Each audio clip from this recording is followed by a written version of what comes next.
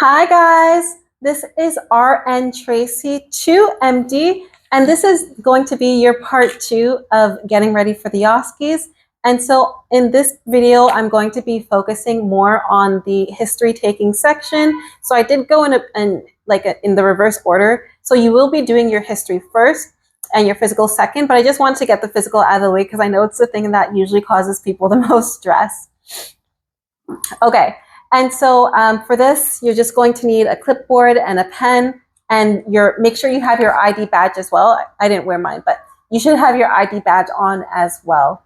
Okay, and just as I stated in the other video, I'm just making sure that I do these videos to disseminate any information that I have that I feel would be useful to anybody in med school, trying to get into med school, and I think maybe even in nursing school as well, this might be a little bit helpful. So yeah, I hope you enjoy and I hope you learn. And so in these videos as well, I'm going to be using the teach, show, do method. And so right now I'm going to be doing the didactic section or portion of taking the history. And then I'm going to be showing you how it's done with one of my friends. And finally, my expectation is that you're doing these at home as well in time for your OSCE. All right. And so we're just going to get straight into it. And I do have my paper that actually has what I would write down, and I will give you these as well so that you guys can have an example of what it looks like to have a paper before you go into your actual OSCE, but I'll explain in a second. So before you go into your actual OSCE, you're going to go to the door. So this is specific to my school. I don't know if this is the same for every school, but you're going to go to your door for your OSCE. And on the door, it's going to be closed. On the door, you're going to see a stem. So you're going to have about, I think, maybe 1 minute to read the stem, think about what you want to do. So you have 1 minute to write things down.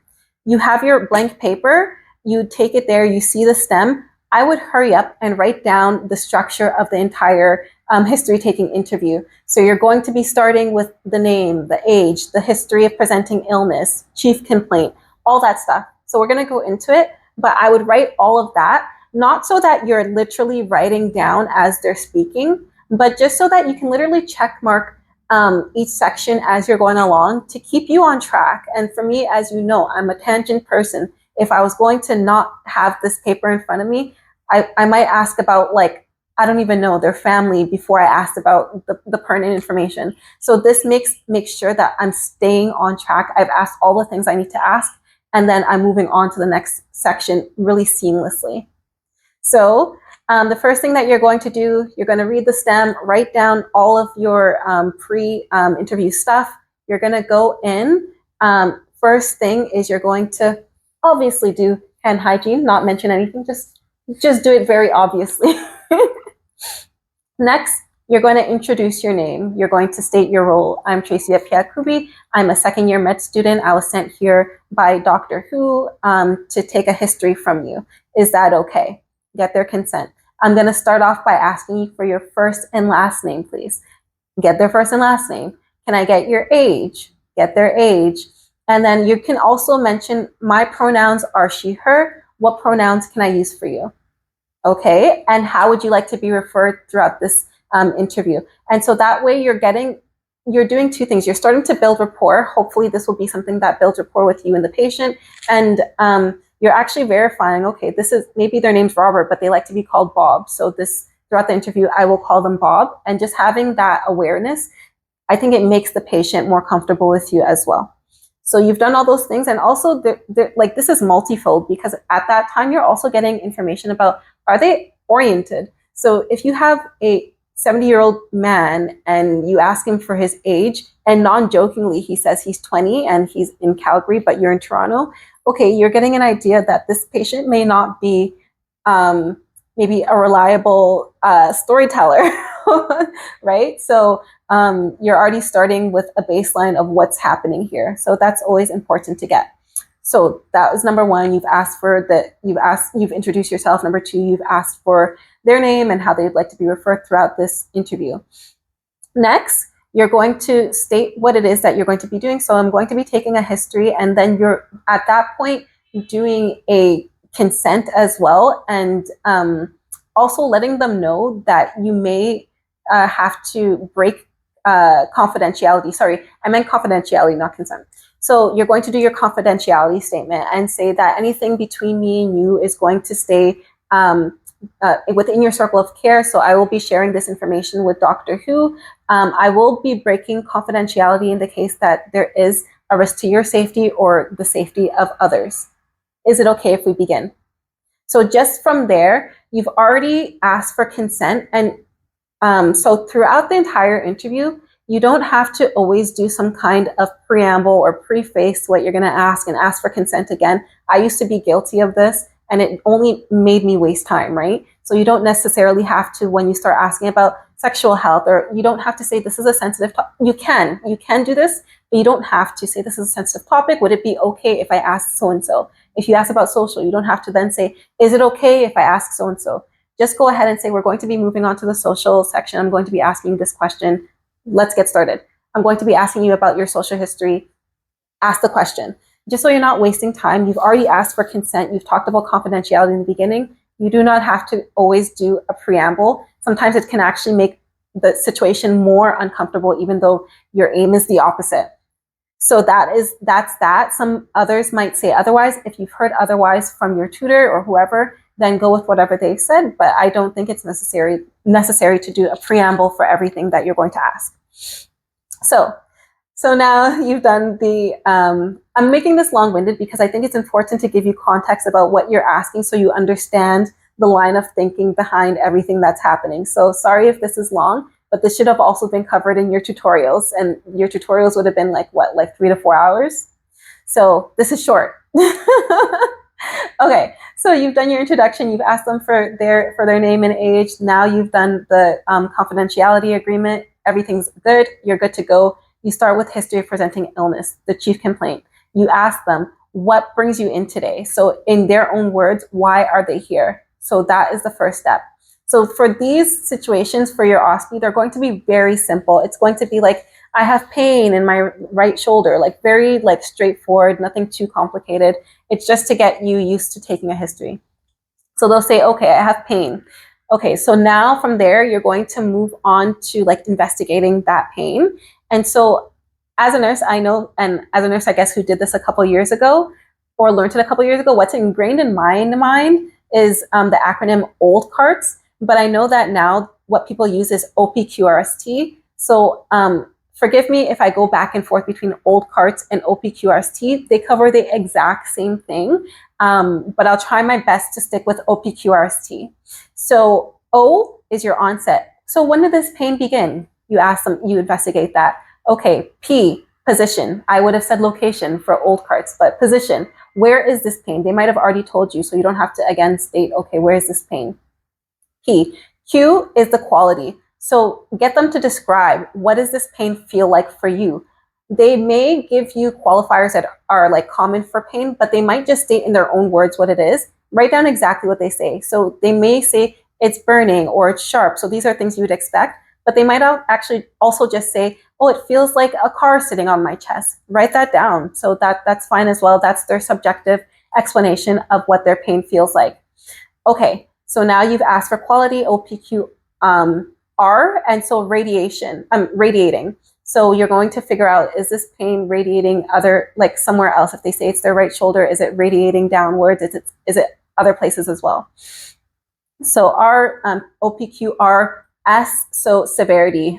So on a scale of 0 to 10, 0 being no pain at all, 10 being the worst pain you've ever had, how would you rate this pain? And you write down, you note the number.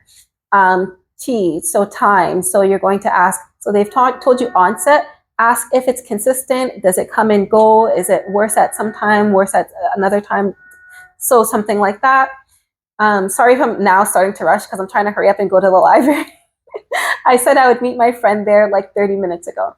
Okay, so OPQRST, U, I'm like, what's the next letter?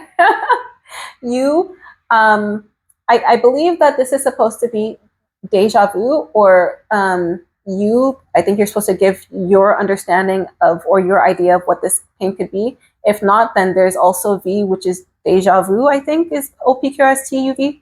And so have you ever had this pain before? So you're trying to investigate, have they had it before? And what do they think it is?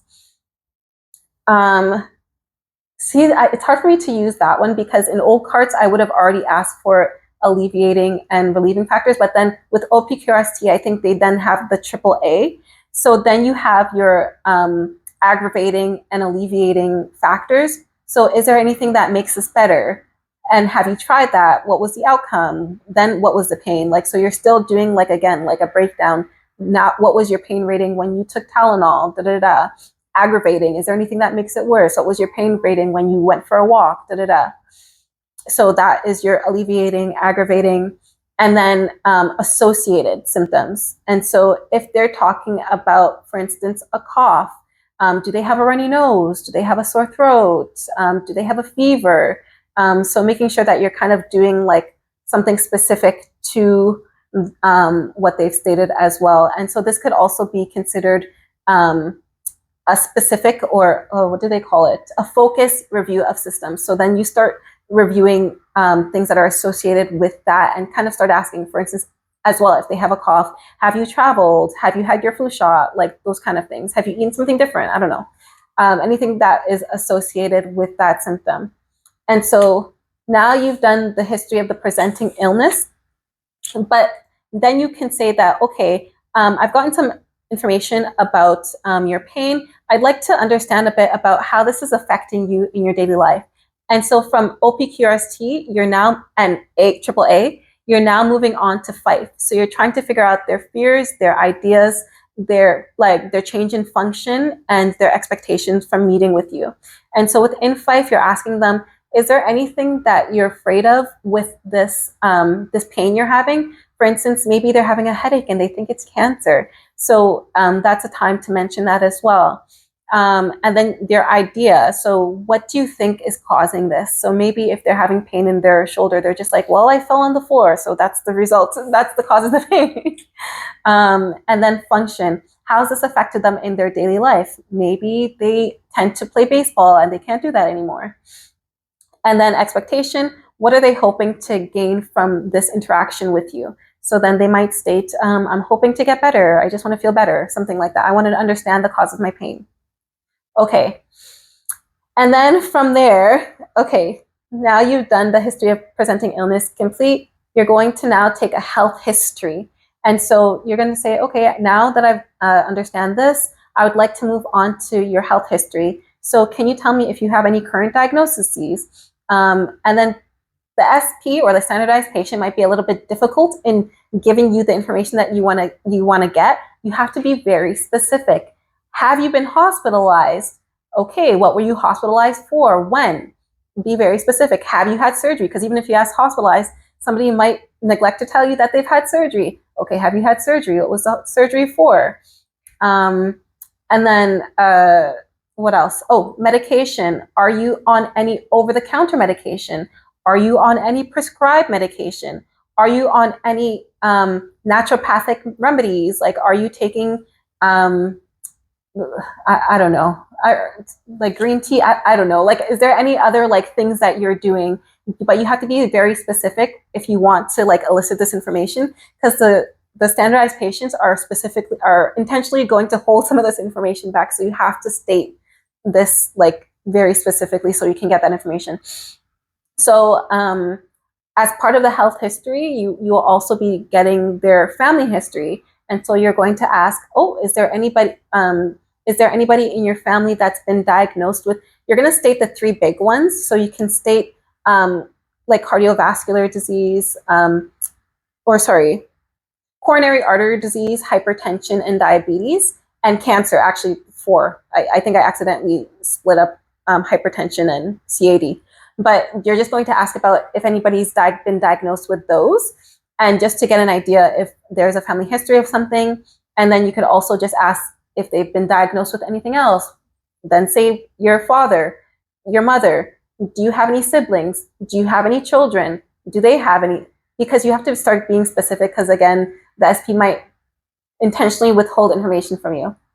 So now that should be the completion of the health history. So you're going to now move on to social. And so you're going to say, oh, like now we're going to move on to social. Sometimes this can give me an idea of what's going on with you. So you're going to be asking them, this is a good place to also ask about substance use. And so you can ask about whether or not they have used substances recreationally. They're going to say, what do you mean by that? And then you're going to say, do you drink alcohol? If so, how often? How many glasses? What does a glass look like for you? So you're being very specific. Cigarettes. Do you smoke cigarettes? How many packs per year, or how many pack years have you been smoking cigarettes? And then also you can ask about specific drugs, like do you use any stimulants? Do you use any barbiturates? Like do you use, I'm trying to think what else. Do you use marijuana? Like you're kind of just trying to be specific, because maybe you'll say something, but the standardized patient is meant to be like a real patient, so they might not understand what you're trying to ask for. So make sure that you're very specific in what you're asking for. So that's one part of the social history, but you're also going to ask about like their everyday life. So you're going to be asking, what do they do for work if they're working, or are they a student? Okay, what are they studying? Where do they live? Do they live with anybody? You're going to also be asking about, you can also ask about their, like, if they have children, what is their marital status? But yeah, I will have a paper that has all of this on it. I'm just trying to go through it as quickly as possible so I can show you, and I will attach the paper with all of these things on it as well, so you get a good idea of how to follow along when you're doing your history taking, because I hope I'm making sense with all this, but I'm also feeling a bit rushed to go to the library. So yeah, so that is the social history as well. And then you can also ask about like activities of daily living. And so what does a day in your life look like? How much exercise do you do? For how long? That kind of thing. What do you typically, like diet as well? What do you typically eat? And you can also ask about spirituality. Like, is there anything that gives you hope is a good way to ask that. You can ask if they identify with any religion as well. Sometimes it might not be relevant in this setting, but there might be settings where if there's a more serious setting, you might want to know if there's anything that they can do, because maybe there's like spiritual support that's in the hospital that you can offer them. So yeah, it might become relevant in different situations. Okay, we're almost done. We're almost at the home stretch. So you've asked basically everything that you can ask about their history of the presenting illness. You've asked about their health history, and you've asked about their social as well. So the last thing that you're going to do is the review of systems. Review of systems is really important for basically making sure you didn't miss anything. So if through asking everything that you've asked, but you still have no idea what's going on with this patient, like it's not an obvious stem, and like let's say it's like hypothyroidism, but you cannot figure it out, review of system is going to help you to narrow that down. So you're going to be literally asking every question you could think about from head to toe, kind of more relevant to whatever it is that your STEM is, but you can keep it general as well, because again, they might give you information that is going to help you narrow down your differential. So you're going to be starting with the head. Ask, you're having a headache, do you feel dizzy? Eyes, have you had any vision changes? Nose, have you had any changes in your smell, your sense of smell? You could also ask about respiratory symptoms as well, like are you having difficulty breathing? Mouth, have you had any changes in your ability to taste? Have you noticed any changes in your mouth at all? Has it been dry? Ears, has there been any difference in your ability to hear? Then you can keep on going down, like neck. Is your neck stiff at all? That gives you an indication for something. Your throat as well, how does that feel? Any changes there? But throughout this entire thing, something that I do make a mistake on is using leading questions. Don't do that. So don't say like, there hasn't been any changes in this, or has there? Because it leads somebody to do something. Just ask, how are you feeling here? So that you're not leading them into anything. So have you noticed anything different with your vision? But you don't have to lead them into like a specific vision change, or I hope I'm being clear with that. You don't want to guide somebody to provide answers or provide symptoms that don't actually exist or that are not even something that is so obvious to them, but they suddenly notice it because you're asking it. So you're going down, you keep going down, you can go into chest, like cardio, like do you notice, like do you get any palpitations? Do you have any chest pain? You can keep going down as well. Again, talk about respiratory. Do you ever feel short of breath? You can go to GI. Have they noticed any changes in their bowel movement? Have they noticed any pain in their abdomen? And you can locate that as well. Then GU, genital urinary, you ask about urination patterns. Has there been any changes there? Reproductive, if they're women as well, you can ask about changes in their period. Sexual health as well. Has there been any changes in that? Partners, trying to continue going down. Okay, and so, yeah, MSK, so musculoskeletal. You're going to ask them, have they noticed any changes in their mobility, their strength? So changes there as well. And then psych, you can ask them like, have they noticed any kind of mood changes lately? Are they more sad than usual? So you basically cover as many things as you can, but you know, provided the time that you have, it might take a lot of time. Long-winded. Even I feel the wind coming out of myself. As I'm talking, I'm like, man, I like to talk.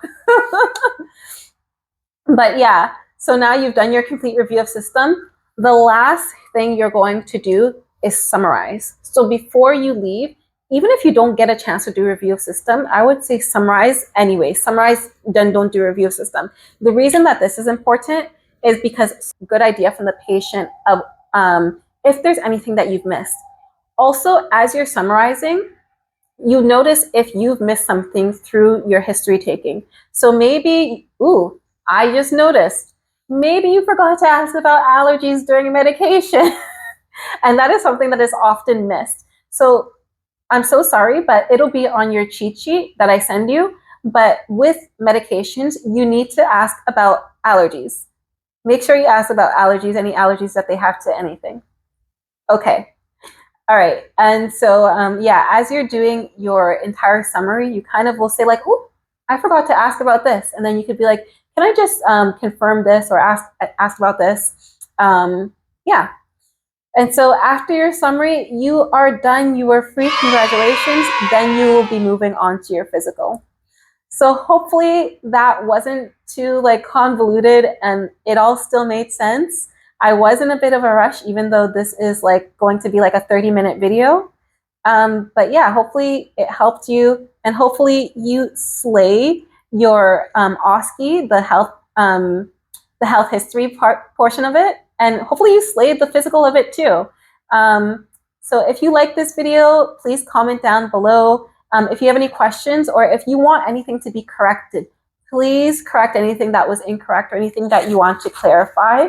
And please give this video a like and share with your friends if you care. So yeah, have a good day and slay your OSCE. Bye guys.